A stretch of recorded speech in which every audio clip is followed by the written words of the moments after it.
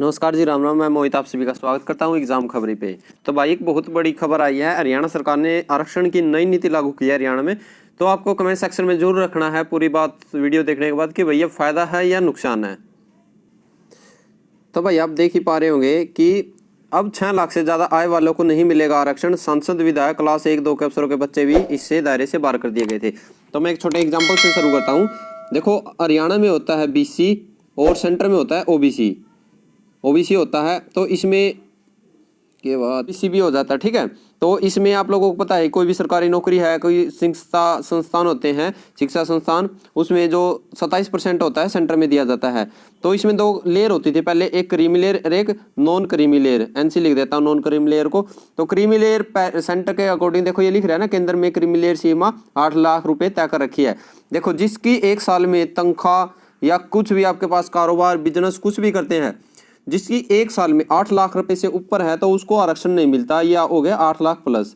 और जिसकी 8 लाख से नीचे है ये होगी 8 लाख से डाउन, ठीक है।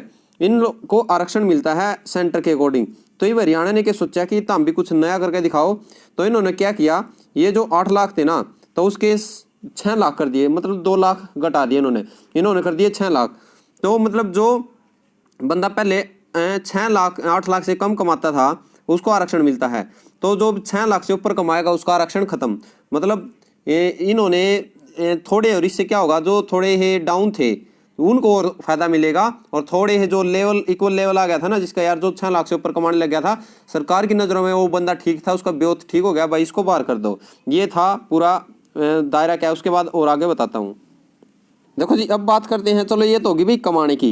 ये भी अब ये अंदाजा लगाओ तो सरकार ने क्या किया, किसानों के लिए क्या सोचा इन्होंने कि भाई जो खेती बाड़ी आप लोगों को पता ही है भाई, बड़े अच्छे से पता होगा कि साल में कितना क्या कमाई आती है। तो इन्होंने क्या सोचा, अब भाई जो कमाई आ रही है ना उसको तो छोड़ो, ऐसा भी तो है ना कि भाई जमीन पड़ी होगी जिस पर। तो इन्होंने क्या किया, देखो, अधिनियम 1972 के तहत निर्धारित अधिक जमीन वाले किसान के बच्चों को भी आरक्षण के दायरे से बाहर कर दिया है।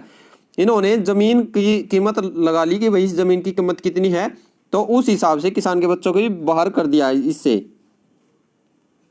मतलब जिसकी जमीन की कीमत 1 करोड़ रुपए थी ना, मतलब किसान है कोई, इसकी 3 सालों से लगातार 1 करोड़ रुपए की संपत्ति रख रहा है, तो उसके बच्चों को आरक्षण नहीं मिलेगा।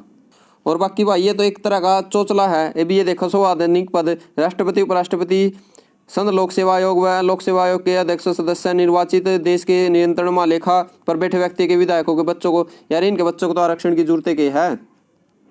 अगर सेना में है तो भाई देखो, सेना के माता पिता हैं और मेजरिया इससे ऊपर पद वाले हैं। और जल सेना या वायुसेना में अर्धसैनिक बलों के बच्चों को भी, अफसरों के बच्चों को भी आरक्षण से बाहर है भाई। बाकी इनको भी जरूरत नहीं आरक्षण की। तो और ये आरक्षण कब शुरू हुए थे भाई, 1993 में पहले बार आया था।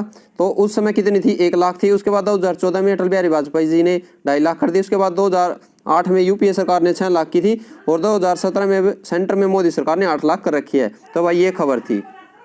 तो अब आप लोग क्या राय रखते हैं इस पे, क्या ये 6 लाख तक ठीक है या गलत है? भाई जो 6 और 8 के बीच में थे उनके लिए तो गलत ही है। आप लोग क्या राय रखते हैं जरूर कमेंट सेक्शन में रखें। वीडियो को लाइक करें। जय हिंद, जय भारत भाई।